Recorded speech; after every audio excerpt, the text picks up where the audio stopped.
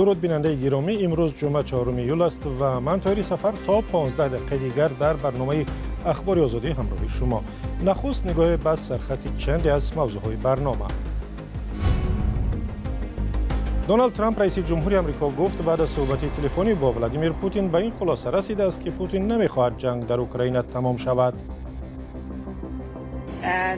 من از صحبتی که امروز با پرزیدنت پوتین داشتم بسیار ناامید شدم، چون که فکر نکنم که او در اندیشه ختم جنگ باشد. در ناحیه فرخار به این سوال جواب می‌جویند که چرا مادر 4 کودک از جمله یک طفل نوزادش را به آب انداخته کشت، از رشک زیاد و یا سبب مشکلات ناعیانی روانی. لیتوا دیگر شهروندان تاجیکستان را به آسانی به قلمروش راه نمی‌دهد. یک برنامه مخصوص برای جلب تاجیکان به کار را قطع می‌کند. همش کردم. پاسپورت نمی‌داد، گراجانی تاجیکستان کرد. تمام دلش دکمنتوش داشت ندیده. و برنامه را با گزارش از روسیه آغاز می‌کنیم. در سنت پتربورگ، یکی از شهرهای بزرگ روسیه که ده ها هزار از مهاجران تاجیک آنجا کار اقامت می‌کنند، از امضای قرار دست کشیدند که اجازه نمیداد مهاجران به تاکسیرانی و یا کوریری مشغول شوند. ظاهراً ترس از بی‌بندوباری و یافت نشدن کارگر به قدر کافی رئیس شهر سنت پتربورگ را مجبور کرده است امضای قرار را که باید از اول همین ماه به حکم اجرا می‌درآمد به وقت دیگر و نامعین به تأخیر اندازد. جزئیات بیشتر در این باره در گزارش مرزا خالقزاد. گوبرناتور شهر سنت پتربورگ در روسیه امضای فرمانی را به تأخیر انداخته است که به مهاجران کاری اجازه نمیداد با پتن همچون راننده تاکسی و یا کوریر در این شهر کار کنند. در صورت امضا این فرمان از روز 1 ایول حکم اجرا می گرفت. در کمیته حقوق و ترتیبات و امنیت در حکومت سنت پتربورگ روز 2 ایول گفتند که فرمان هنوز در بین اداره‌های دولتی بررسی و هماهنگ می شود. قبلا شرکت‌های تاکسی و خدمات رسانی می‌گفتند که اگر چنین قرار قبول شود، قیمت تاکسی و حق کاری کوریرها در سنت پتربورگ به حد ناگفتنی بالا می‌رود. سنت پتربورگ زادگاه ولادیمیر پوتین رئیس جمهوری روسیه یگانه شهری نیست که مسئله از حق تاکسیرانی محروم کردن مهاجران کاری را بررسی می‌کند. چلیابینسک، یکی از بزرگترین ولایت‌های صنعتی و مهاجرپذیر روسیه، از سال 2019 مهاجران را از حق تاکسیرانی و مسافرکشی را محروم کرده است. در عموم کمش در 19 منطقه روسیه مهاجران از حق راندن تاکسی و دیگر کارها محرومند. مقامات روسیه میگویند قانون شکنی زیاد در بین مهاجران بی‌اعتنایی آنها به قاعده‌های حرکت که سبب مرگ مسافران می‌شود، از سبب‌های اصلی محروم کردن آنها از حق تاکسیرانی است. با گفته مهاجران کاری که رادیو آزادی با آنها صحبت کرد، این ادعاها بی اساسند و سبب این فرمان و قرارها تأمین کردن مردم تجاری با کار است. قرارهایی که با گفته مهاجران نتیجه نمیدهند، چون مردم محلی میل ندارند به کارهای مشکلی چون رانندگی و کوریری مشغول شوند. دونالد ترامپ رئیس جمهوری آمریکا که وعده داده بود جنگ در اوکراین را به زودی خاتمه می‌دهد، بعد یک گفتگوی تلفنی با رئیس جمهور ولادیمیر پوتین اظهار داشت که رهبر روسیه ظاهراً میل ندارد که این جنگ به زودی تمام شود. دونالد ترامپ بار ششم است که برعکس رهبران پیشین آمریکا با ولادیمیر پوتین صحبت می‌کند، ولی این دفعه گفت که از پوتین ناامید شده است. محمد وفا رحمتزاده گزارش می‌دهد. پرزیدنت آمریکا دونالد ترامپ گفت که از رئیس جمهور روسیه ولادیمیر پوتین دل سرد شده است، چون با این خلاصه آمده است که پوتین به جنگ اوکراین خاتمه نمی‌دهد. ترامپ که شامگاه پنجشنبه با خبرنگاران صحبت می‌کرد، این چنین گفت که روز جمعه با رئیس جمهور اوکراین ولادیمیر زلنسکی گفتگو خواهد کرد. فردا صبح بر وقت من با زلنسکی گپ میزنم. میدانید من از صحبتی که امروز با پرزیدنت پوتین داشتم بسیار ناامید شدم، چون که فکر نکنم که او در اندیشه ختم جنگ باشد. فکر نکنم. بسیار دلسرد شدم. باور ندارم که او در فکر ختم جنگ باشد و این خیلی از این پیش او گفت که با پرزیدنت روسیه صحبت تلفنی داشت و چنین درک کرد که در سمت تلاش‌های انجام دادن جنگ هیچ پیشرفت حاصل نشده است. ششمین صحبت تلفنی رؤسای جمهوری آمریکا و روسیه از زمان سر قدرت برگشتن ترامپ در ماه ینور امسال شام 3 ایول برگزار شد. پوتین گفته است که از هدفهای در جنگ اوکراین دست نمی کشد و این امیدهای کاخ سفید را برای دستیابی به آتش بس در پی 4 سال جنگ برباد می دهد. موضوع اوکراین بررسی شد. دونالد ترامپ بار دیگر ختم بلافاصله عملیات حربی را در میان گذاشت. ولادیمیر پوتین از طرف خود تاکید کرد که ما جستجوی راه حل‌های سیاسی و مذاکراتی نزاع را ادامه می‌دهیم. پوتین درباره پیشرفت‌های حاصل شده در زمینه سازش‌های بشری که در دوره دوم مذاکرات مستقیم روسیه و اوکراین در استانبول به دست آمد خبردار کرد. او همچنین از آمادگی روسیه به ادامه جریان مذاکره‌ها خبر داد. دونالد ترامپ در صحبت با خبرنگاران در ایاوا امریکا گفت که او با پوتین اینچنین موضوع ایران را بررسی کردند. این صحبت تخمینا 1 ساعت دوام کرد. صحبت تلفنی پوتین و ترامپ 1 روز بعد آن صورت گرفت که کاخ سفید تصدیق کرد که دادن برخی نماد سلاح‌ها به اوکراین را بس کرد، چون به گفته‌اش ذخیره‌های آن تمام می شود. روسیه طلب دارد که چون بخش از طلبات آتش بس، متفقان غربی اوکراین ارائه یاری‌های حربی به این کشور را خاتمه دهند. ترامپ روز پنجشنبه پیش از آن که به ایاوا پرواز کرد، خبرها درباره ختم ارسال سلاح‌ها از امریکا به اوکراین را رد نمود. برمیگردیم به تاجیکستان. در ناحیه فرخار تحقیق سبب‌های رفتار یک مادر ادامه دارد که خود را با 4 فرزندش به رودخانه انداخت و جگربندانش را کشت ولی خودش زنده ماند. مقامات رسمی تاجیکستان میگویند هنوز دقیق نیست که چرا مدینه حلیمه و شب 30 میلیون به چنین کار مدهش دست زده است. حالا یک ایده به مشکلات روانی مادر اشاره میکنند که در 3 سال اخیر پیهم و با فاصله 1 ساله تولد کرده است. تعداد دیگر و جنجال و ماجراهای عائلوی.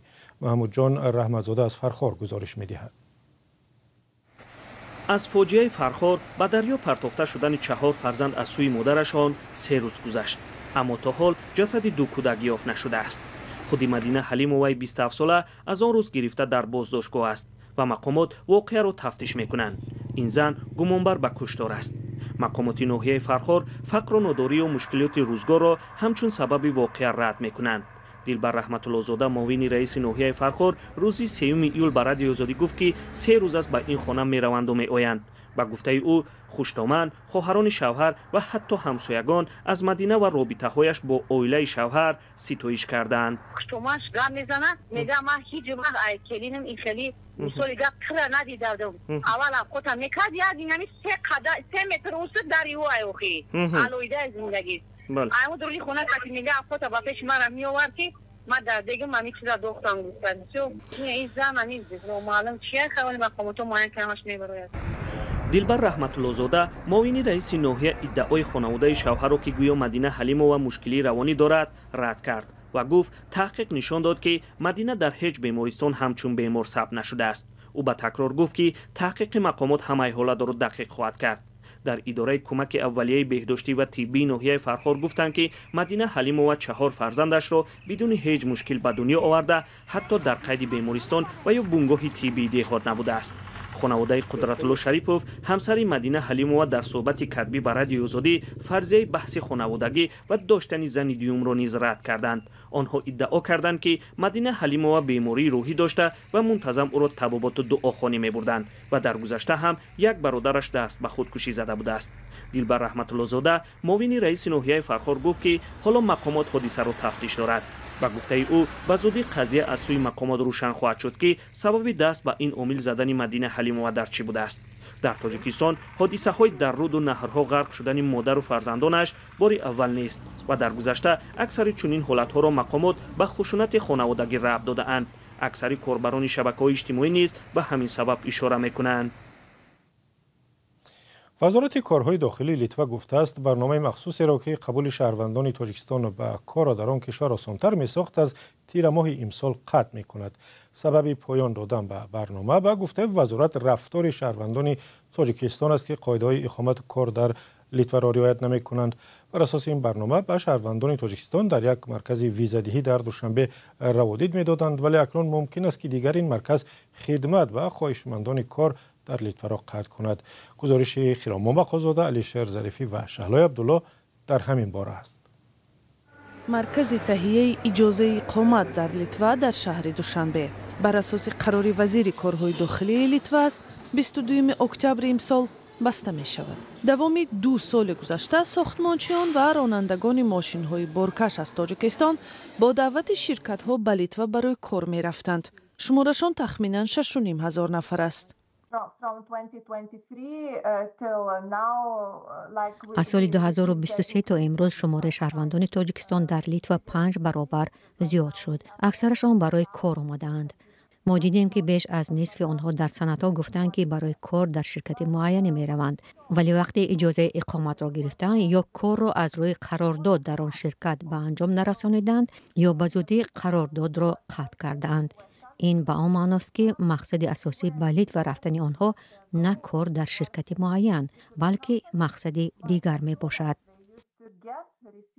گودزینسکایت بستنی مؤسسه را در تاجیکستان یک چاره پیشگیری از خطر افزایش مهاجرت غیر قانونی نامید و گفت امکان گرفتن اجازت کار برای تاجیکستانی ها در داخل لیتوا فراهم می باشد. ولی خسرو محمدزاده نماینده جامعه تاجیکان لیتوا به نشریه LRT گفته است بسته شدن این مرکز دریافت اجازه کار را برای شهروندان تاجیکستان دشوارتر میکند و باعث افزایش مهاجرت غیر قانونی خواهد شد. در صورت بسته شدن مرکز ویزا در تاجیکستان گرفتن اجازه کار در لیتوا سخت‌تر می شود. این باعث کم شدن نیروی کاری در کشور می شود. اگر مرکز بسته شود، شمار مهاجرانی که می‌خواهند غیر قانونی وارد لیتوا شوند افزایش می‌یابد، چون که راه‌های قانونی بسته می‌شوند. فکر می‌کنم که مهاجرت کاری غیر قانونی می‌افزاید. مردم با امید درآمدهای بیشتر تلاش می‌کنند وارد اروپا شوند. ایرلندس میکینس پرزیدنت انجمن ملی شرکت‌های باربر قرار مقامات را زیر سوال برد و گفت در کشور 10,000 راننده ماشین بارکش نمی‌رسد. در گذشته حالت‌های بودند که رانندگان تاجیک از طرز برخورد نادرستی کاردهندگان در لیتوا، یاری نرسانیدن به هنگام مشکلات تکنیکی در راه و بار کردن قرض‌های کلان به دوش رانندگان چون دلیل‌های دلسردی رانندگان از کار بیان کردند. چنین حالت‌ها که کاردهنده تلاش می‌کند کارگر را اذیت کند وجود دارند. این باعث تأسف است. در چنین حالت‌ها من از تاجیکستانیان دعوت می‌کنم که به اتفاق کسب اعضا شوند، چون آنها واقعاً هم در حمایت از حقوق کارگران مؤثر هستند. ما در ساحه بار و تأمینات اتحادیه‌های صنفی قوی داریم. حقوق شناسان رایگان دارند که برای پیشگیری از پایمال شدن حقشان یاری می‌دهند. خمینی توفالنگوف یک ساکن ناحیه مسجد در پس منظر فشار بالای مهاجران در روسیه می‌خواهد در ساختمان در لیتوا به کار قبول شود. میگوید کار یافتن در بیرون از تاجیکستان بسیار دشوار شده است. مردم باز سر دیگه جا میرن سر طرف تشکین و اونجا هم واسه قزاقستان هم اونجا محکم کردن شد. چند بچه‌ها رفتن سپردن گراجانی تاجیکستان گفتن گردوندن. همین 3-4 روز نزد چند خش بچه‌ها رفتن سپاریدن همش گردوندن. پاسپورت نمیاد گراجانی تاجیکستان گرد تمام دلش دکومنتاش در ندیده. این مرکزها چی فایده دارن براشون؟ این مرکزها تاجیکستان چیکار یک نه دیگر دیگه دولت ختم میشه مسپورین تلپر. راننده ماشینی بارکش یوسف سفرов به مرکز ویزادهی لیتوا از ناحیه رودکی آمده است. میخواستم برای 2 سال اجازه اقامت تهیه کنم. اویلم کلان است، باید خانه سازم. بچه‌ها را توی کردن در کار. مشکل زیاد است، خودتان میفهمید. قرار بستن مرکز در حال است که سالهای اخیر اتحادیه اروپا تلاش دارد میل کشورهای آسیای مرکزی را به روسیه کمتر کند. مقامات در تاجیکستان تا حال به این خبر واکنشی نکردند. اخبار آزادی به پایان رسید. سپاس که تا این لحظه ما را همراهی کردید. روزهای استراحتی آسوده و خوش در پیش داشته باشید.